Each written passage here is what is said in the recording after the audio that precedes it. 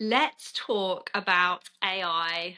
Hello, my name's Anna Lagrange, and I am one half of Baba Business, the Birth and Baby Business Academy. And my name is Liz Stanford, and I am the other half of Baba Business, the community membership for birth and baby business owners.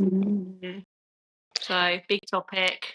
I We were know. like, we've been talking about this so much between ourselves that we decided we need to talk about it with all of you as well. We thought Yeah, we've got to talk about this on the podcast because it's such a massive issue. Like in a good way, in a bad way. Like AI, we know it's been around for a long time, but it is just exploded into absolute. For me personally, it feels like it's exploded into every area of my life.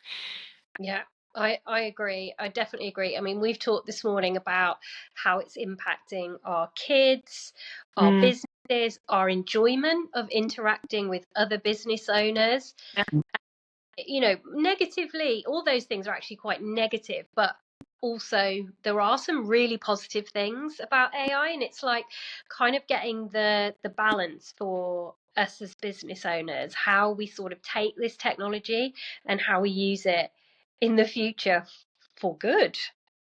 Yeah, and I think for me as well, it's about what's the right thing for us to do as business owners, because we've noticed some really worrying or some obvious um, uses of AI that are Yeah, really putting us off businesses that we love. yeah, So, as a business owner, I'm thinking, okay, I'm going to use AI for my business because it helps me to do things quicker. It gives me ideas.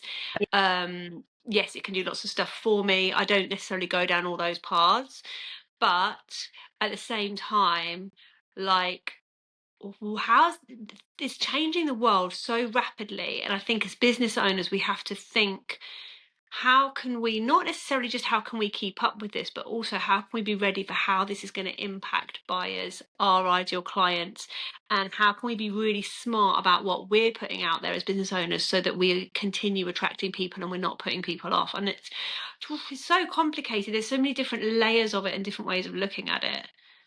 yeah, definitely. I think something that's going to be reassuring for birth and baby business owners is that the work that we do with parents and families and babies cannot be replicated by AI, in the sense of a lot of what we do is emotion based and Mm. energy based and communication based, particularly, and AI can't replace those things. So that in itself is a positive thing, because the human to human aspect for parents, babies, and families is always, well, I can't see it ever being replaced by AI. We're irreplaceable as humans in that way. So part of me thinks, right, we're in the right industry, but we need to understand how AI can help us and support us so we can kind of keep up with technology, but not use it to interact with our customers, because they can tell. Yeah, they can tell. Well, look, I'm just, as we're talking now, I'm thinking about it and I'm thinking, we're not AI experts No. by any stretch of the imagination. We are what I would call, we're probably more than dabblers now. I would say maybe Yeah. like 6 months, 12 months ago, we were dabblers, and now we're very much like AI is part of our business. Yeah. But I think there's probably, in fact, I know there will be smarter ways to work with AI than we are now. For example, AI learning your voice. And I think that's something that's not something that can't happen straight away. You can't just show a web page or a blog post to an AI, a robot, whatever it is, thing, AI thing, and it's going to know your voice straight away. So obviously it's going to take time. And I know also that the feedback that you give to, say, ChatGPT or DeepSeek, it kind of helps it judge, okay, I'm on the right track, so I'm not. So it has to kind of learn you and what you want and what you don't want. So that's the first thing. So maybe there's just, we just don't know enough about AI to be having this conversation.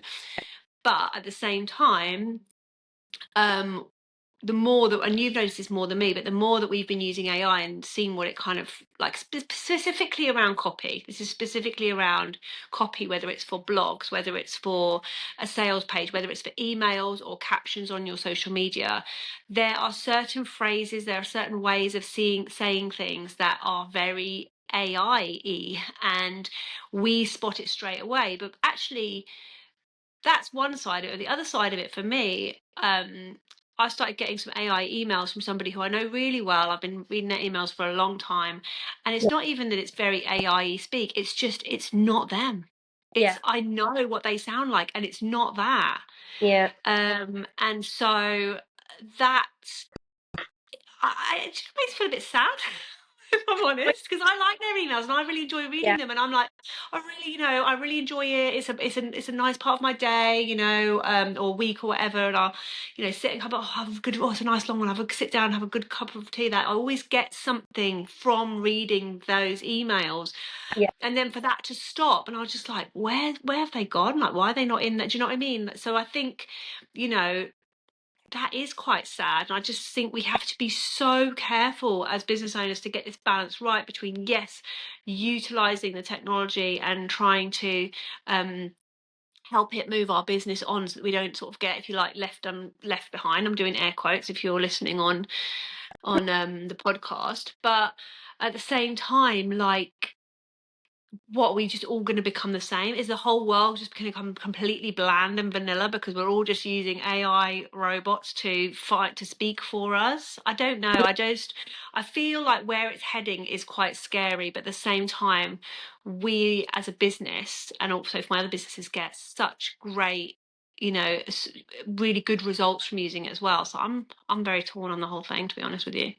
Definitely. I think really this is kind of not a warning, but like for business owners listening to this who have started to use AI and have started to dabble with it, to just sort of reflect on how it's coming across to your ideal clients. So, you know, for instance, if you're using it in your emails and you have been emailing in your own voice prior to this, is it being reflected in your open rates? Like, are people, a good way to see if people are sort of cottoning on to whether it's you or an AI is like, are they even opening those emails anymore? Because like you were saying about that person you were talking about, you and I spotted that at pretty much the same time. And if we can spot it in one person, like, it can be spotted in you as well. But I've even noticed, like, being in Facebook groups where, like, lots of like birthy type Facebook groups for, members of the public. Mm. And I remember last week there was this question. It was, crafted by a person. It wasn't AI. It was like a real dilemma. And I could see that some of the responses, definitely one I was 100% sure was AI generated, which says to me that that person has taken that individual's dilemma, put it into AI, and asked AI to craft a response for them, and then they've copied and pasted it into that group. And I'm like, that really confuses me, because I'm a little bit like, why would you do that? Maybe they're experimenting with AI. Maybe they're breadcrumbing. It wasn't obvious that they were Yeah, breadcrumbing. yeah.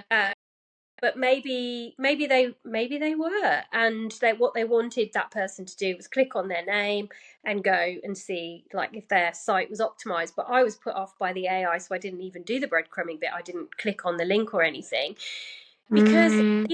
we don't, when somebody's got a problem or an issue, they don't want AI to come back to They resolve it. can use that themselves. They can look up AI. They could just put it in AI. They want actual human experience. And I think we can't lose we can't lose sight of that. I'm in a really busy parents group here in South Africa, really, really big, very, very successful group. Everybody's in it.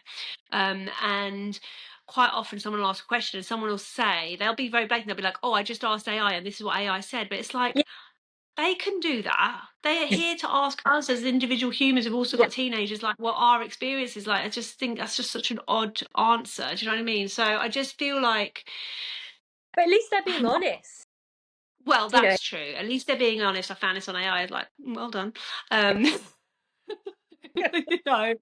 But I just think, like, where is this heading? Like, Yeah, where is it heading? And you were talking earlier and you were saying about what scares you, and I feel the same, is this creativity, like what's happened to yeah, our creativity? Like, and quite often now, I'll even find myself, even like I said, we've been using it for 6 months, increasingly more and more.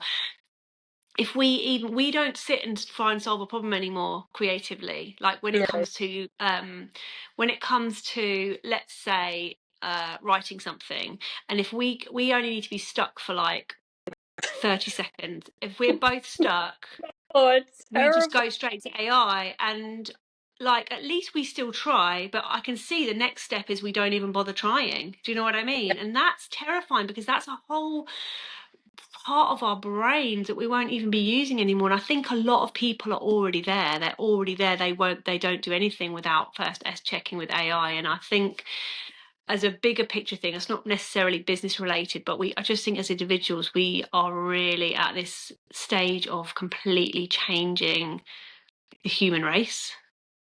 Yeah, no, we definitely are. We definitely are. We're at the precipice of something Yeah. really either terrifying or amazing. And I think that there are two sides to the story. I think Yeah. and maybe somewhere in the middle is that it's a little bit of both. It's both terrifying Yeah. and it's because it could all we can all use thing, depending on who we are, we could use it for good or we could use it for evil, if you like. And it's just sort of sticking with your values, your authenticity, and what you're aligned to.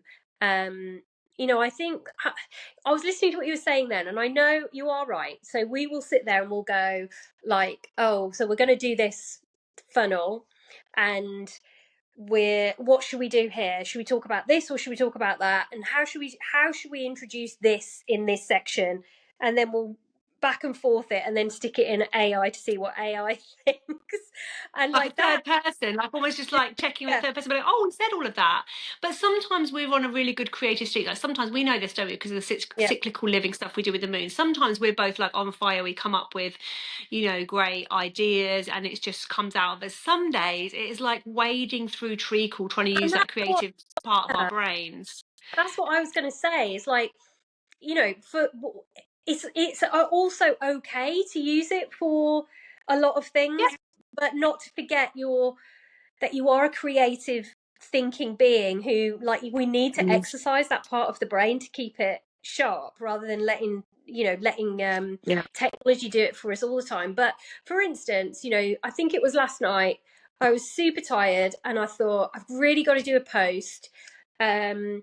I created the post, and then I thought I need to come up with a caption here. And my youngest was wanting to do something with me. I was like pulled between doing something with him and doing this post, and then I just thought, "Oh, I'm just going to ask AI to create me a post Yeah. based on graphic." AI Yeah. spits it out and paste, and it's up within 2 minutes, rather than Brilliant. me kind of sitting there battling between feeling guilty and knowing that I need and want to do this post. But at the same time, I don't think that post did as well because it wasn't in my voice. Mm, It came from somewhere else. But this is the dilemma. I really think it's like using it as a tool when yeah. you're stretched. And most of us in the birth and baby world, we are parents or women who are stretched, doing Yeah. lots of Mm, different responsibilities, having the emotional load. Some of us work, some of us run businesses as well. Like it's a lot. So why not use AI to plug those gaps? But so I don't want anyone to listen to this and go, "Oh my god, we don't use AI because it's not authentic and it's not this and it's not." We've all got to find our own sweet spot. I think that's what it's mm, about, and not being led by people saying AI can do everything for you, and yeah. not be and then equally the other way, not being led by saying you're going to lose your voice, you're going to forget who you are if you use AI. It's somewhere in the middle, and Mm. we've got to find.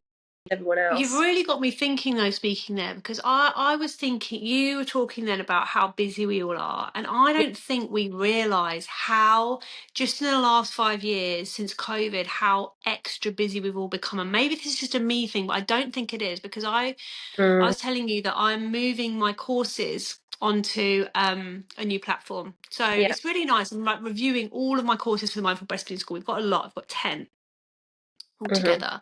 And I've been downloading a course that I put together 5 years ago, so in the pandemic. And there's so much content, so much video. People wanted it. They would happily spend an hour online with me and go through a lot of hours of video content. And I just wouldn't sell something like that now, because people don't want to all come together on a school. I mean, we've got our mastermind right now, which is running like that, but it's a bit different. It was a very intentional service, intentional product. People knew what they were getting. But I just wouldn't put something out like that now. And I just think, just in 5 years, the amount of the busyness and the amount that we all fit into our lives, and it's almost like AI is always this solution for that problem, but it's not Mm, actually. This is a bigger point that I'm just bringing up. It's not actually a solution. The solution is really, we should be resting more, we should be yeah. simplifying our life more, we should be looking after ourselves more. And Yeah. I almost feel like AI is the toxic solution to this problem, but probably not the healthy solution.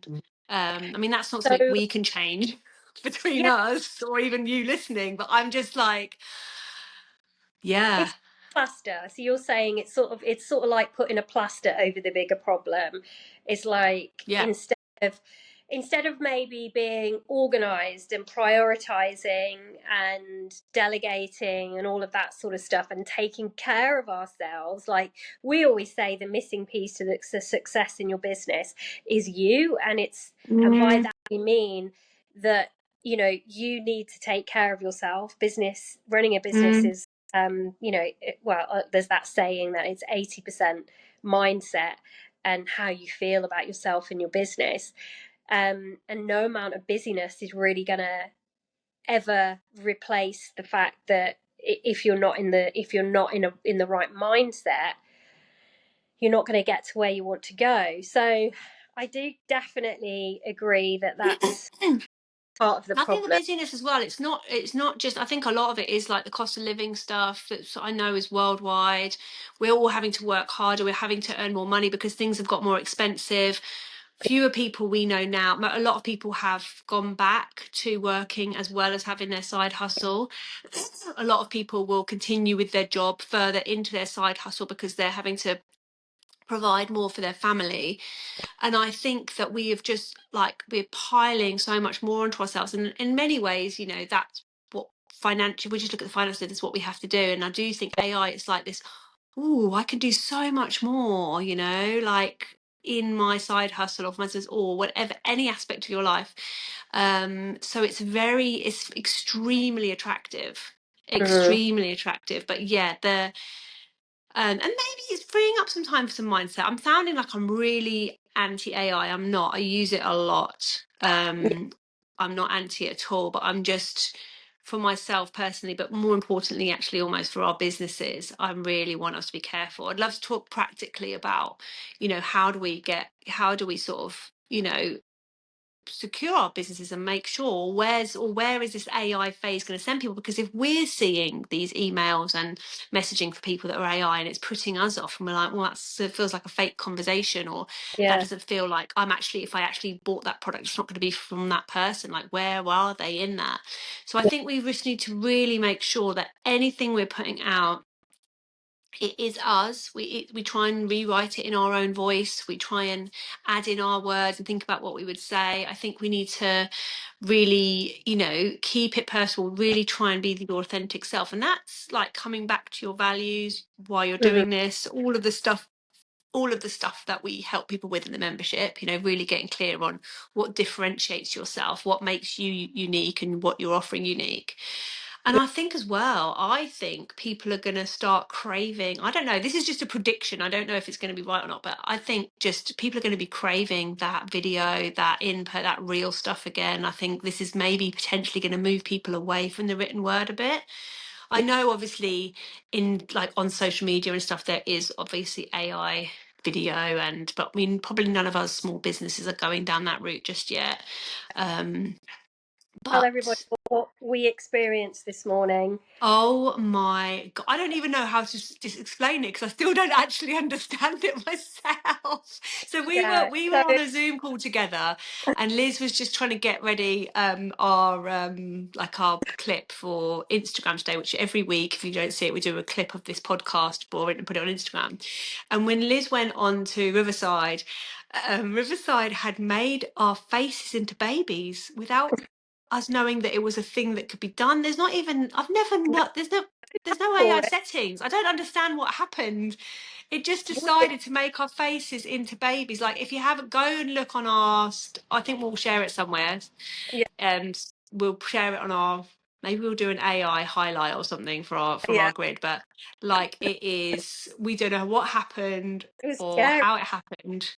We were cute babies, but it didn't look anything like us as babies, and it was kind of scary to see our voices coming out of these little baby heads. It was very weird. But this is what I mean. It's like you can't go a day without seeing something new from AI or invading your life in some way, shape, or form. So it can definitely be used for good and to help and support businesses. Mm. But I think we've got to be really wary in our industry about how we're using it and how we're approaching it. And just back to your point then, Anna, when you were talking about you think there's going to be a lot more need for that kind of in-person or video connection. And yeah, I totally agree, because that's you can, well, you can never replace the energy that you feel with people in a room. No. And one of the best ways we already know to get to know somebody on social media is to watch them, like, in their stories, being themselves or showing up Yeah. live in a conversation. So I think you're right, there's going to be more push to sort of see that. There's going to be, this AI might even make it more difficult for people to make sales just generally in businesses, Oh, I because definitely people believe are that. I like, definitely believe that. Yeah. how do you, this person who, like, how do you really know that they're the real deal when you're, if they're using AI for everything? It's I think trust is going to be a really big topic for the next 5 years, for the next 5 years of business for in any industry. I yeah, think figuring out how to create that trust is going to be absolutely at the forefront of running a business. And I just, yeah, I don't know what that's going to look like, but I think the more authentic we can be, the more comfortable you can get with doing stories, doing live video, having conversations with people on your social media, whatever, and getting those in person real events or whatever happening. I think all of that stuff should be what we're all trying to prioritize over the next few years. Just a little prediction from me. I'd like to come back at this in 2030 and yeah. see if that's the way that things did evolve.